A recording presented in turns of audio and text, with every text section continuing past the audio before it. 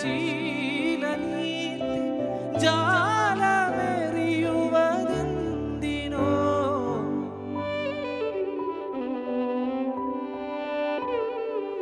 ജാലക തിരശീലനീർത്തി ജാലമെറിയുവതെന്തിനോ തേൻ പുരട്ടിയ മുള്ളുകൾ നീ കരളിലെറിയുവതെന്തിനോ തേൻ പുരട്ടിയ മുള്ളുകൾ നീ കരളിലെറിയുവതെന്തിനോ സുറുമയെഴുതിയ മിഴികളെ പ്രണയമധുര തേൻ തുളുമ്പും സൂര്യകാന്തി പൂക്കളെ സുറുമയെഴുതിയ മിഴികളെ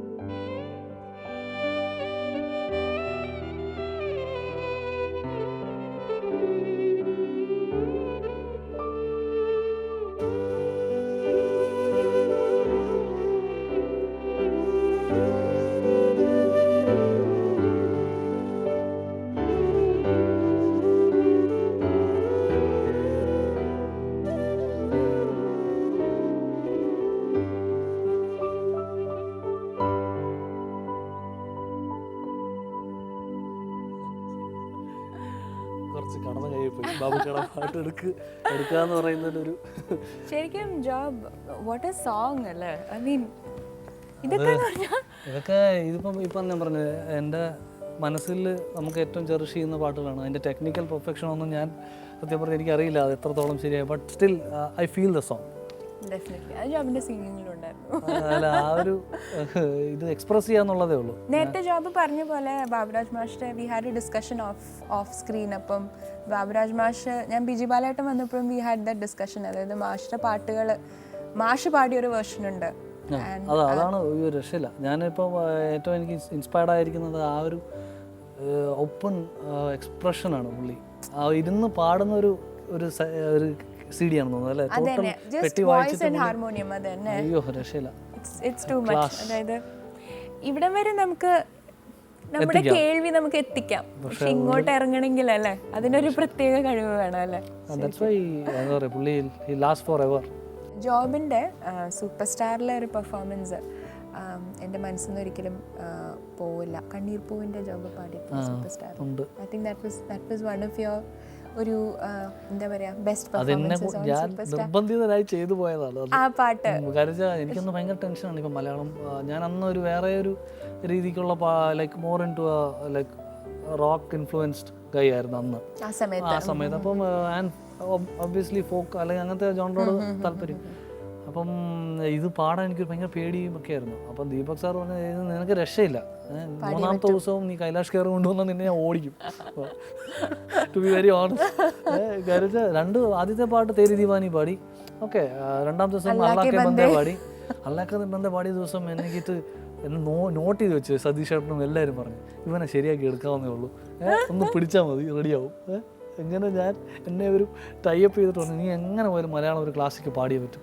ഞാൻ പറഞ്ഞു എനിക്ക് ഏറ്റവും ഇഷ്ടമുള്ള ആളാണ് ജോൺസൺ മാസ്റ്റർ. അപ്പോൾ പുള്ളിയുടെ ഒരു പാട്ട് എനിക്ക് എത്രത്തോളം പറ്റുന്നോ അത്ര ഞാൻ പാടാം.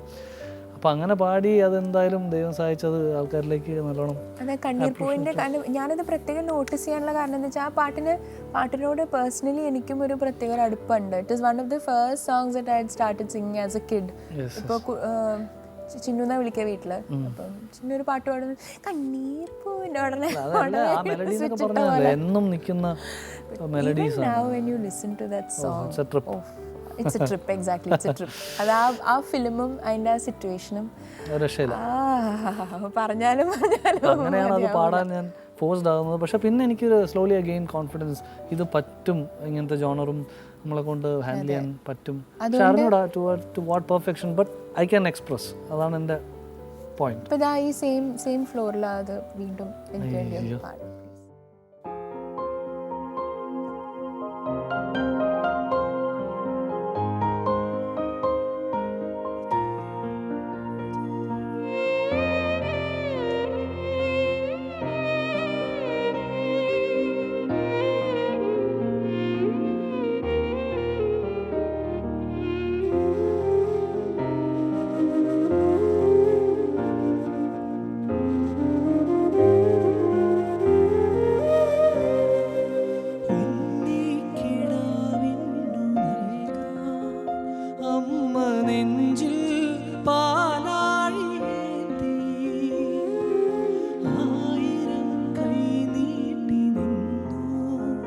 സൂര്യതാപമായി താതന്റെ ശോകം വിട ചൊല്ലവേ നിമിഷങ്ങളിൽ ജനരേഖകൾ വീണലിഞ്ഞു.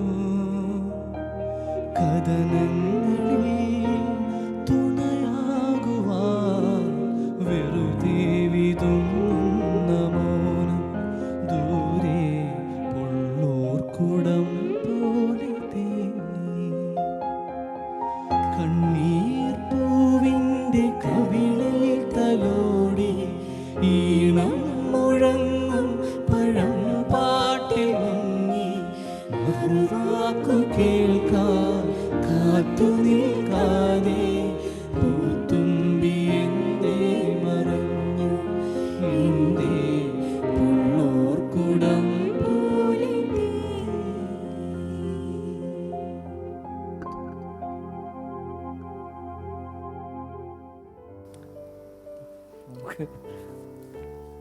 Lovely. I'm lost. Thank you so much.